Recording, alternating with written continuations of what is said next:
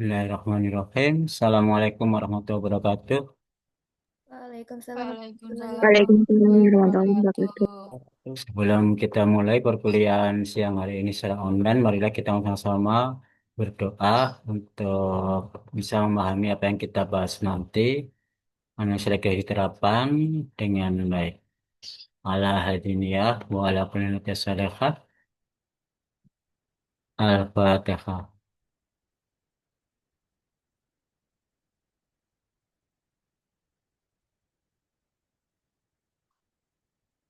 Amin amin ya rabbal alamin.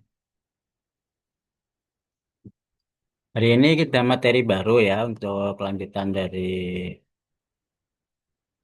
kemarin, harusnya sekarang itu merupakan materi untuk UAS, karena regresi parametrik sudah kita bahas sampai ke time seriesnya. Sekarang yang non parametrik, yang mana non parametrik itu kalau tidak dipenuhi asumsi-asumsi pada parametrik, maka kita gunakan regresinya non parametrik.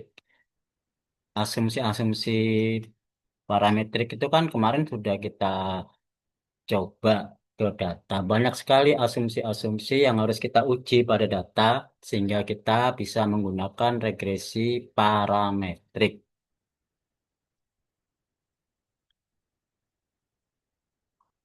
Termasuk karena asumsi-asumsi itu harus kita uji, uji hipotesa-hipotesa itu juga harus kita penuhi.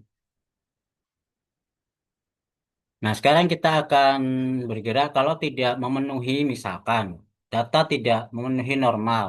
Terus kita nggak mau menormalkan, biarkan apa adanya. Atau mungkin data tidak punya hubungan korelasi linier karena uji korelasinya tidak signifikan. Ya nggak bisa kita paksakan model parametrik.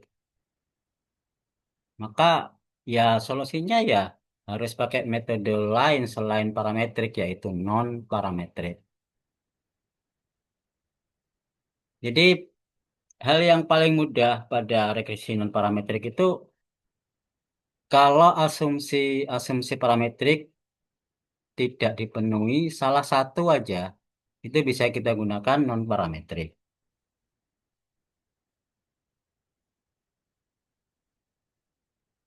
Tapi kalau memenuhi dengan cara mungkin ada treatment, misalkan tidak normal kita normalisasi.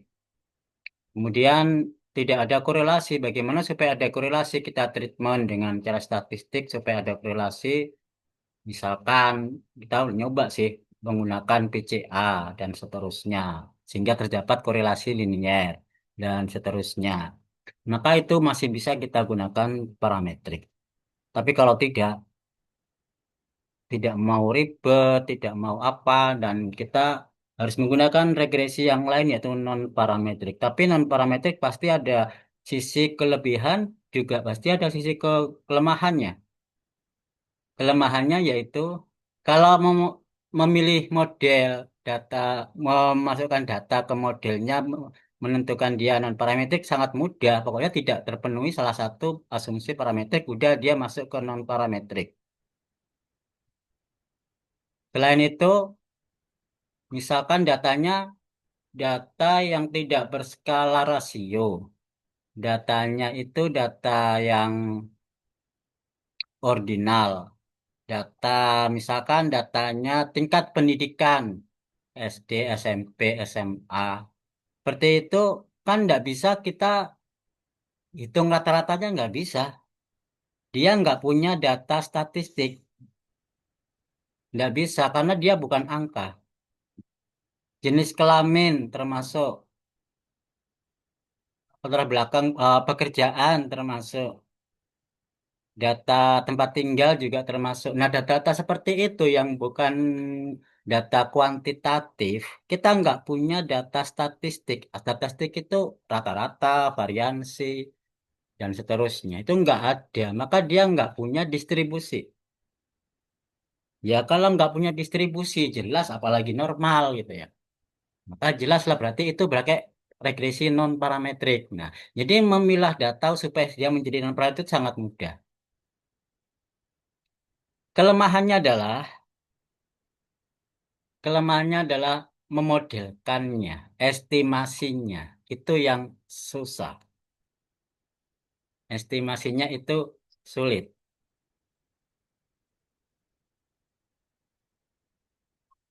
Mungkin kalau ada yang kuliah ekonometri, pernah saya kenalkan non-parametrik ya. Tapi yang belum, tapi jelas tidak tahu.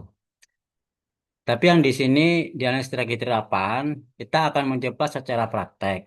Memang kebanyakan regresi itu kan parametrik di aplikasi-aplikasi yang Anda temukan selama ini mungkin kebanyakan parametrik. Karena familiar ke parametrik yang beratur, yang beraturan. Parametrik itu kan beraturan, jadi tertib gitu. Tapi kalau non parametrik tidak punya aturan itu dalam arti ya pokoknya nggak ada asumsi yang perlu diuji, ya udah dia masuk non parametrik. Dan metode estimasi parameternya nanti dirasakan cukup sulit sehingga dibutuhkan hitungan manual nggak mungkin. Pasti juga harus menggunakan bantuan komputer atau program. Tapi program yang mungkin Anda tahu jarang ada. Kalaupun ada, ya sedikit beberapa aja. Meskipun ada katakanlah SPSS yang tinggal klik-klik, itu ada yang menggunakan non-parametrik.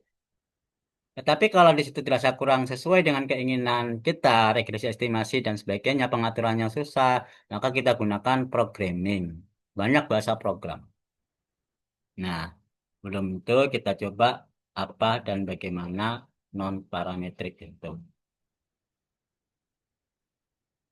Regresi jenis non-parametrik dipakai sebagai teknik untuk mengestimasi model hubungan antara variabel terikat atau respon terhadap variabel prediktor yang tidak terikat.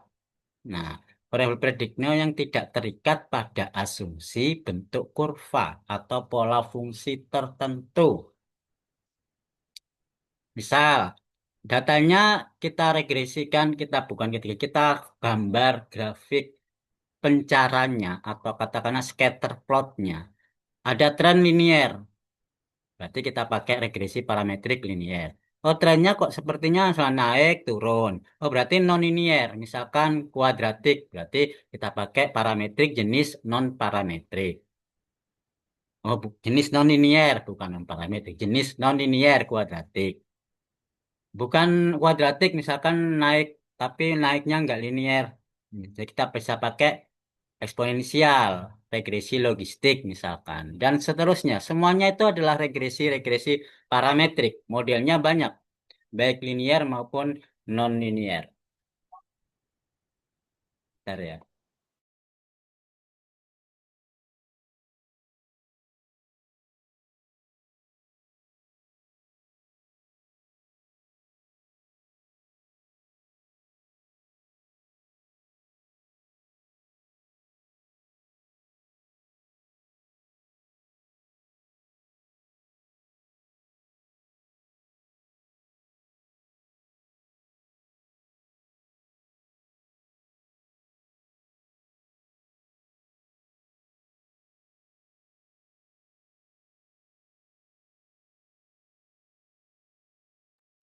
Lanjutkan.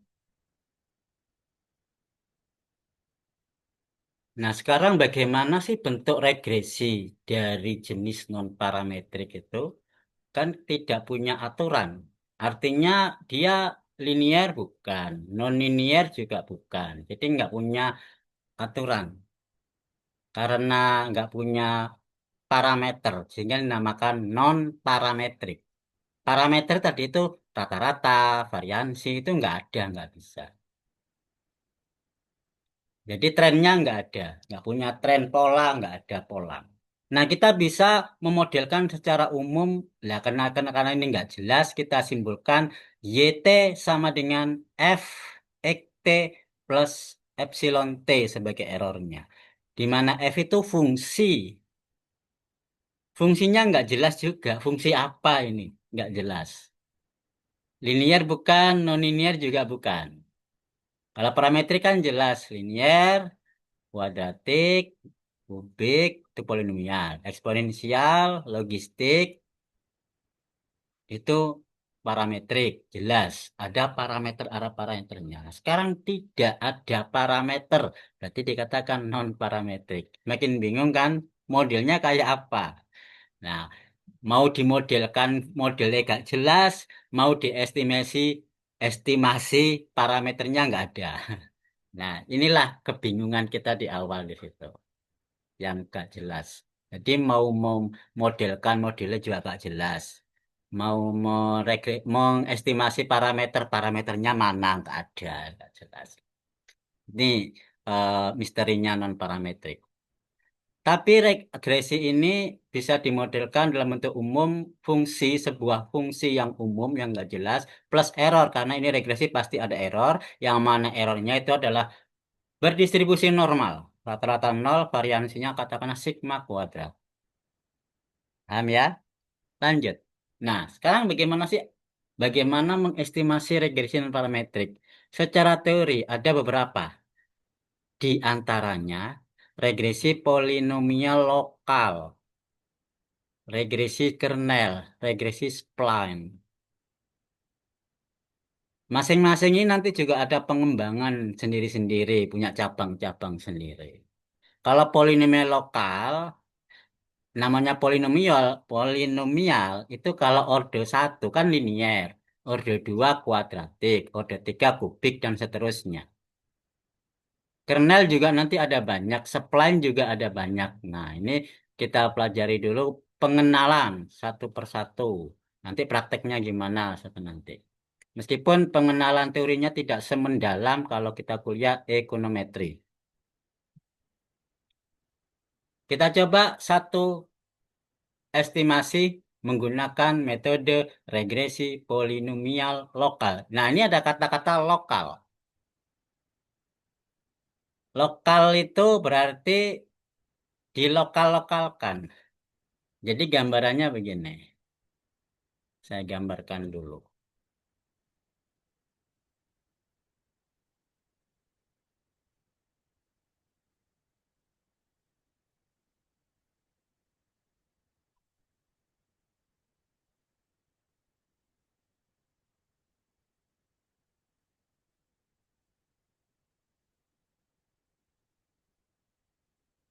Misal saya punya sebaran data.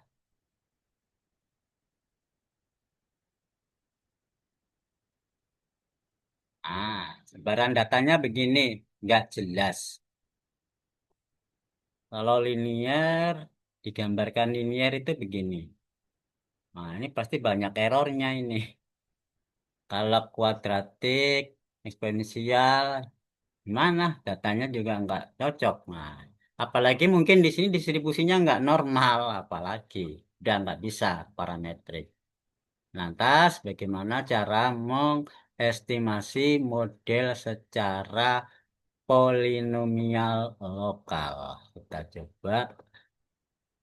Polinomial lokal, kita lokal-lokalkan. Lokal-lokalkan itu berarti apa? Kita bagi-bagi. Kalau dibagi dua, berarti ada dua lokal.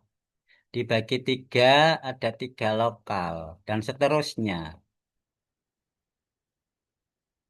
Maka kita fokusnya pada data di setiap lokal-lokal ini. Istilahnya lokalisasi.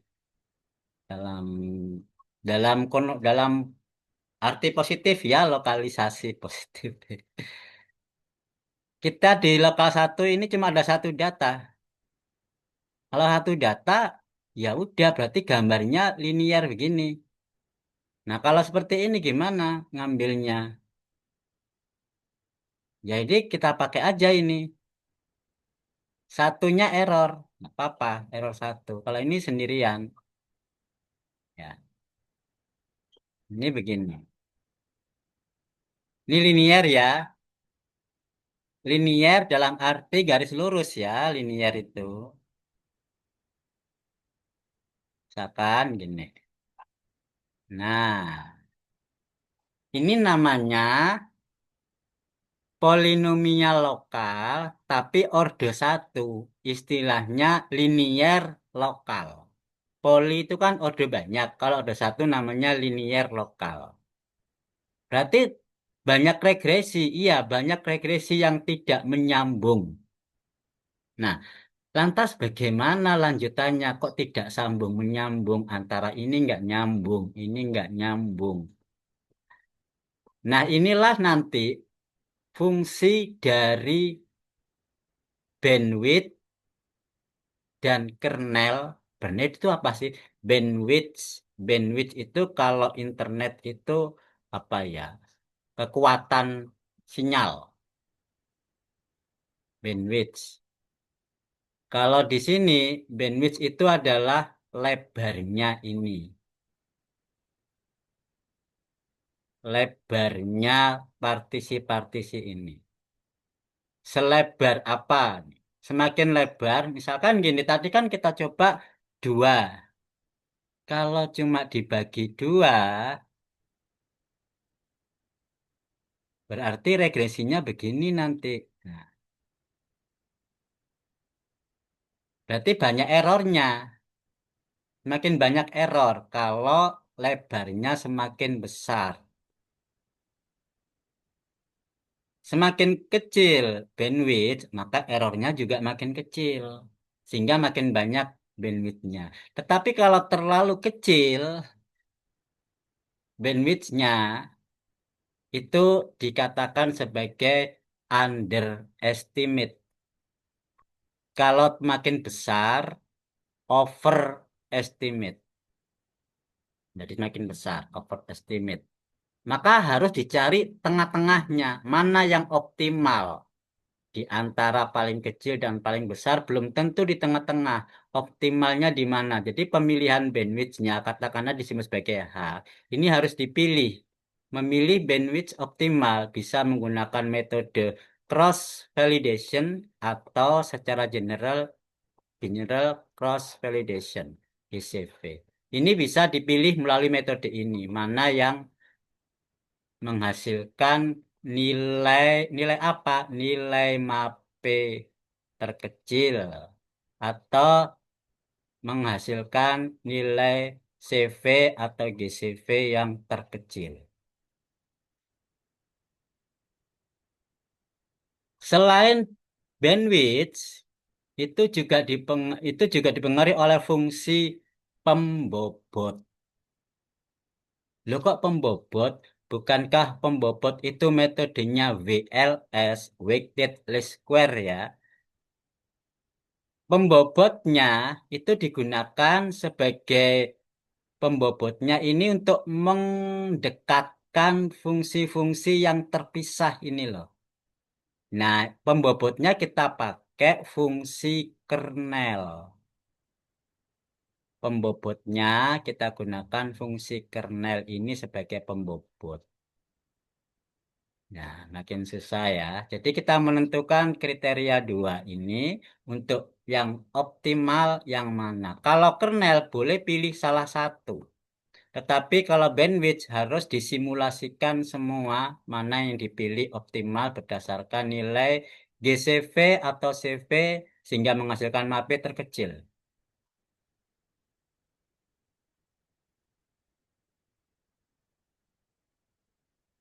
Berarti di sini nanti kan kalau misalkan sudah ditemukan nilai estimasi, kan ada banyak regresi linier, ya kan?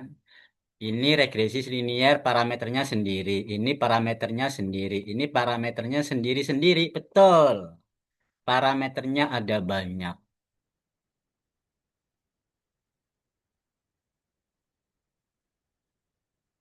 Jadi modelnya juga tidak linier seperti parametrik satu garis, tapi ada banyak garis.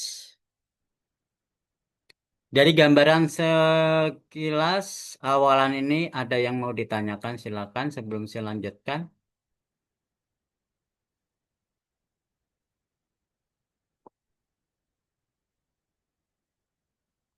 Tidak ada ya. Kita kembali ke slide.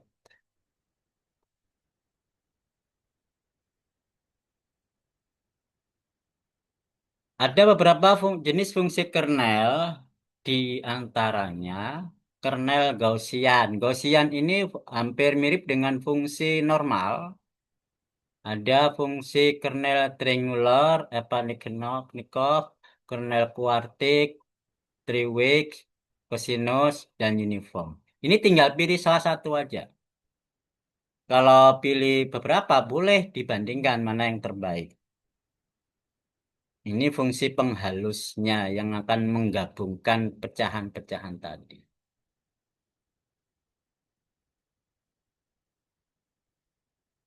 Oh, ini ya. Polinomial lokal. Ini gambaran bagaimana mengestimasi secara polinomial lokal sebesar KK itu ordenya ya. Orde K. Kita menggunakan aproksimasi nilai fungsi X di sekitar X0 menggunakan perluasan deret Taylor dengan derajat orde K. Kalau saya mengatakan linier berarti orde 1. Tapi polinomial itu bukan orde 1 aja, bisa sampai berapapun polinomial. Jadi saya simpulkan K. Masih ingat dari Taylor?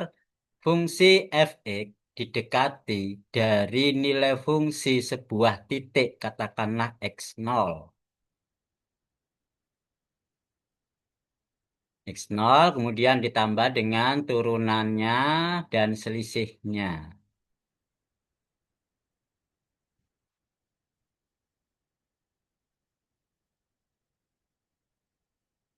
Kita lihat ini ada selisih. Selisih itu kan jarak. Semakin lebar jaraknya, maka semakin bias. Sama dengan kita melogikakan. Kita mencari atau menentukan karakter dari seseorang X yang kita nggak tahu. Tetapi melalui tetangganya. Ini kan lebih beda ya orangnya, X0, tetangganya. Melalui tetangganya. Semakin dekat tetangganya, maka semakin baik. Semakin jauh tetangga yang kita pakai, ya semakin bias informasi untuk memperoleh karakter dari X. Itulah fungsi dari eh, selisih yang nanti akan mengarah ke bandwidth. Ini kernel. Sehingga bisa disederhanakan persamaan yang panjang ini dalam bentuk sigma menjadi satu.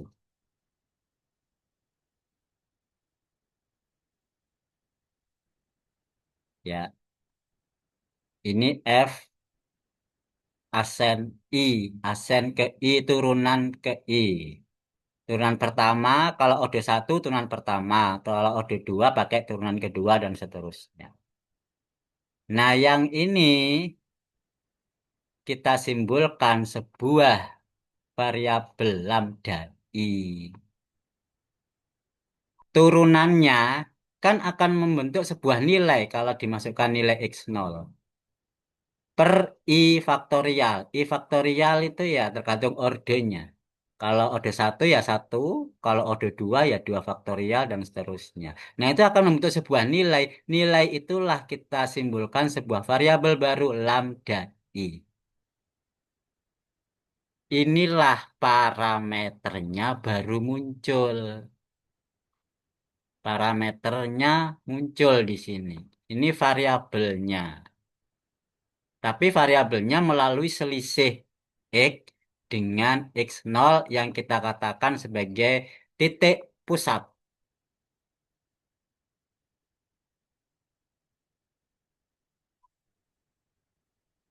Paham sampai di sini?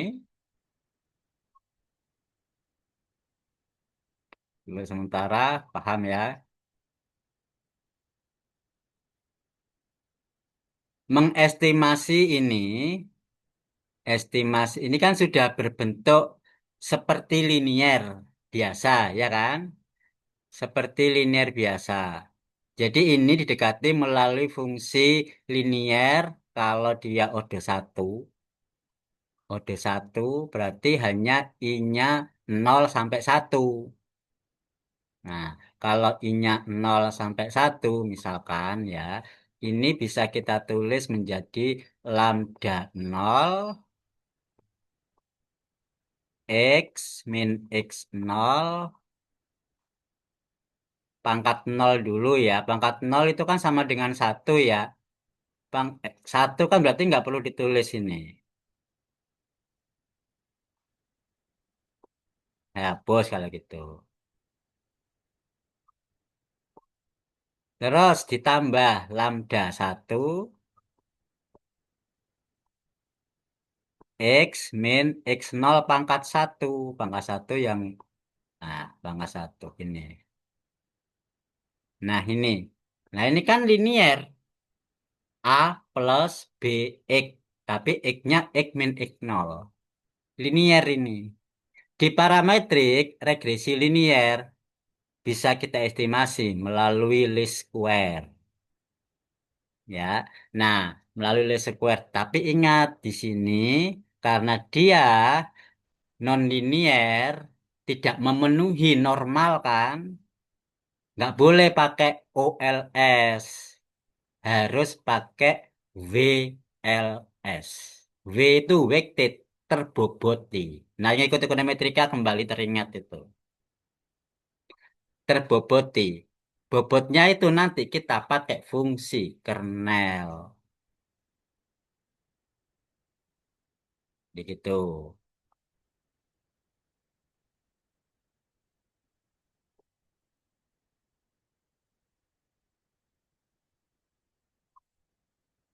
Ini fungsi kernelnya bisa pilih salah satu.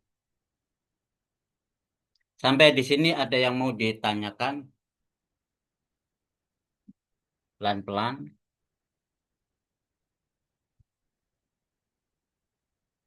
Untuk metode yang lain, yaitu metode kernel ataupun spline, langkahnya serupa. Kita dekati fungsi tersebut pakai model apa gitu.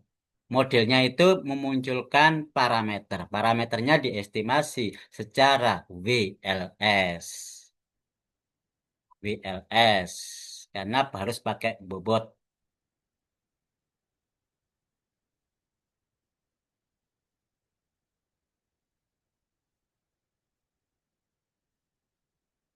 Nah, sekarang perhatikan. Kalau di linear parametrik, di sini nggak ada X0.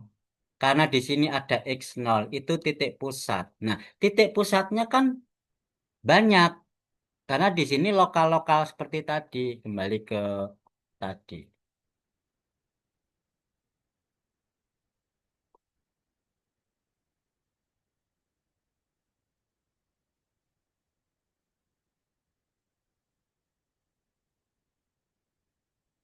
Nah, ini lokal-lokalnya banyak.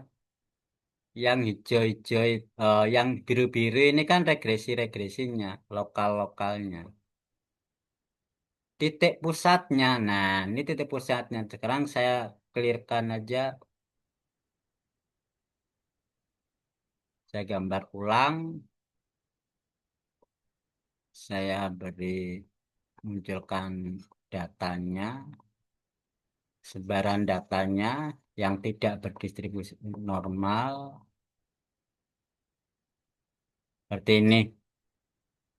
Terus kita lokal-lokal kita bagi-bagi dalam beberapa partisi. Kalau ini 2, ini 4, misalkan ini.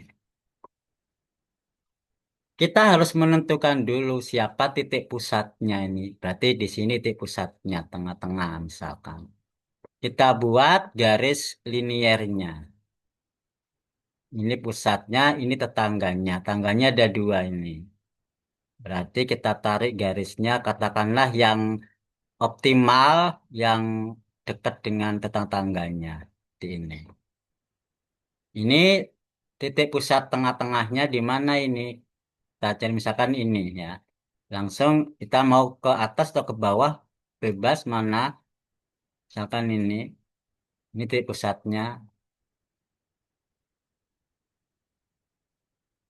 Misal begini, titik pusat itu yang tengah-tengah, yang titik data tengah-tengah ini, titik pusatnya. Berarti di sini nanti ada 4 model regresi polinomialnya. Masing-masing sendiri-sendiri. Ini X0. Ini juga X0. Jadi ada banyak parameter. Kalau linier, setiap regresi kan ada lambda 0, ada lambda 1. Ini juga gitu, ada lambda 0, ada lambda 1. Nilainya beda-beda semua. Nah, ini parameternya berarti banyak.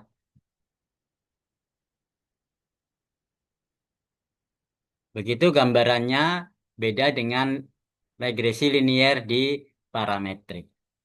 Ada banyak lambda. Kalau parametrik, kemarin kita misalkan simbolnya beta. Ini supaya beda, non parametrik pakai lambda gitu maksud. Cukup? Bisa dipahami?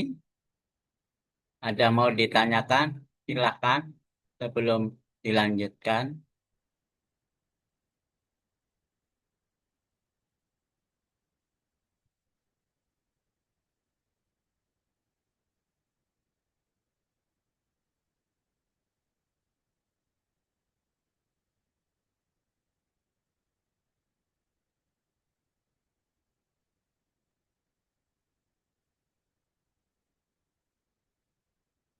Ya ada ya. Oke, kalau nggak ada, saya lanjutkan dulu.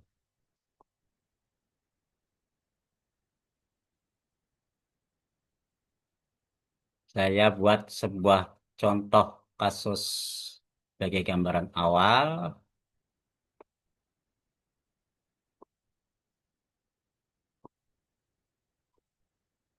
Saya punya sebaran data seperti ini. Anda perhatikan ini gambarnya kayak apa, dia nggak punya pola. Kalau dibuat linier itu ya bias. Ya. Antara BI rate dengan kurs. Gambarnya scatter plotnya seperti ini. Dia nggak punya pola. Hubungannya tidak linier. Kenapa kok tahu tidak linier? Setelah diuji korelasi, dia tidak signifikan. Dan jelas distribusinya nggak normal ini. Anda sudah mencoba variabel-variabel itu semuanya nggak normal. Harus dinormalisasi dengan metode apa ya, Jensen ya.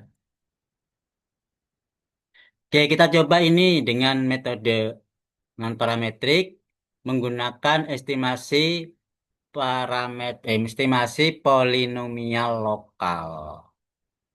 Ya, ini adalah uji ANOVA-nya.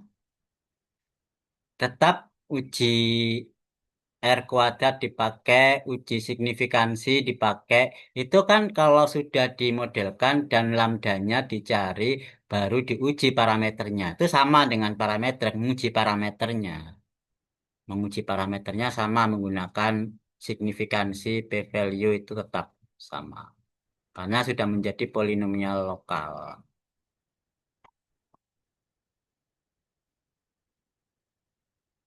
Hasil ini, perhatikan gambarnya antara biru dan hijau. Ini pendekatan non-parametrik yang hijau. Biru data aslinya. Jadi mirip, cuman ada biasnya. Ini polanya mengikuti.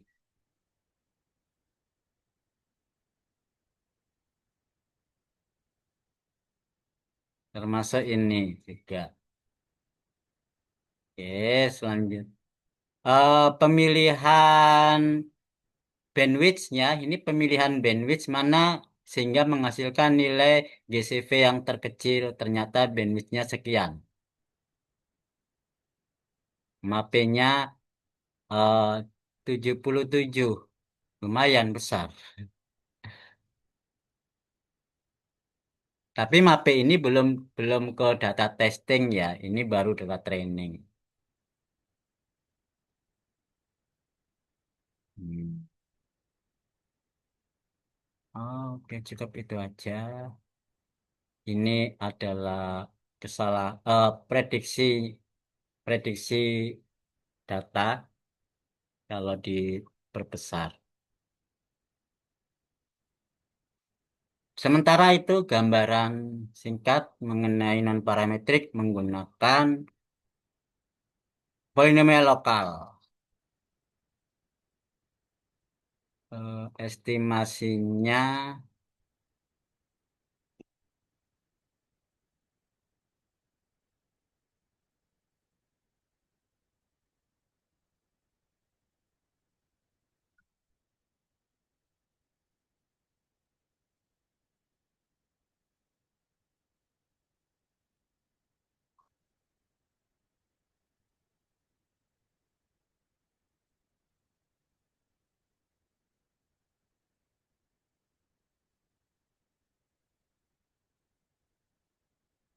estimasinya menggunakan BLS dengan menentukan salah satu kernel diambil kernel Gaussian ya. Jadi fungsi errornya kita akan mencari fungsi errornya itu dengan bobot kernel, fungsi kernel. Kalau parametrik biasa OLS tanpa fungsi pembobot. Tapi kalau BLS dengan fungsi pembobot. Cukup, ada yang mau disampaikan atau ditanyakan, silahkan sebelum kita coba simulasi praktek dari data sampean.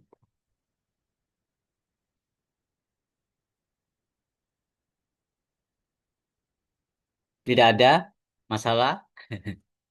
Nah, sekarang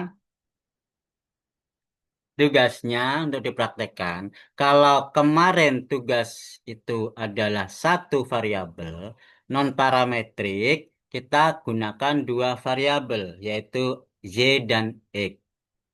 Ya, Y dan X. Dua variabel tiap kelompok dicek dulu normal apa tidak. Tidak normal, ya udah biarkan tidak normal, jangan dinormalisasi. Kemudian dicek juga scatter plotnya. Di scatter plot ada pola nggak, ada tren nggak. Kalau nggak punya tren, ya berarti kita cocok gunakan non parametrik. Terus non parametriknya pakai metode apa? Silakan cek di aplikasi yang saya pakai, cari non parametrik, hasil estimasinya apa. Misalkan SPSS, non parametrik, masukkan variabel bebasnya yaitu X, variabel tak bebasnya yaitu Y. Ketemu estimasi parameternya gimana, signifikansinya gimana, R kuadratnya bagaimana, errornya bagaimana. Nah, selesai. Kerjaannya sesingkat itu. Simple. Karena nggak perlu asumsi-asumsi macam-macam seperti kemarin.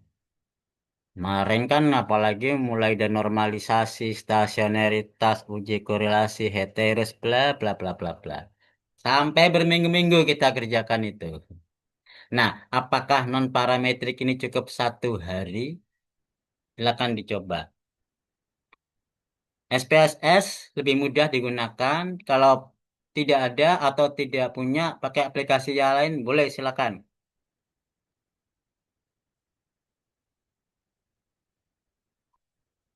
Karena ini Zoom dan kelompok, saya buatkan room masing-masing kelompok. Kelompok satu, room 1, 2, 3, 4, sehingga bisa bekerja sama antar kelompoknya masing-masing. Gitu ya. Sebelum didiskusikan di kelas. Saya kasih waktu mau berapa menit? 30 menit cukup nggak?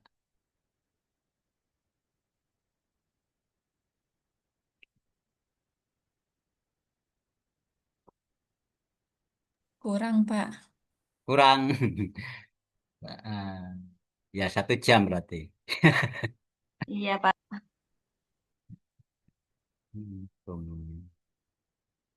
Ada 4 kelompok sampel.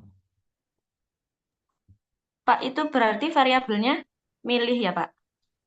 Maksudnya terserah gitu. Variabel yang telah ditentukan kelompok masing-masing kan sudah ya. Oh, Variabel masing-masing itu satu variabel apa dua berdasarkan yang variabel? kemarin. Berarti berdasarkan yang kemarin, Pak. Kemarin itu satu variabel apa dua variabel? Satu, Pak. Satu. Satu. Nah, satunya pilih bebas, terserah yang lain. Satunya pilih bebas. Tentukan kesepakatan kelompok sendiri. Silakan join di room kelompok satu, room 1, 2, 3, 4 masing-masing. Dalam waktu 1 jam atau kurang lebih 60 menit kita kembali ke diskusi room kelas untuk mempresentasikan hasilnya. Cukup singkat ya ke teorinya, prakteknya nggak tahu. Silakan join.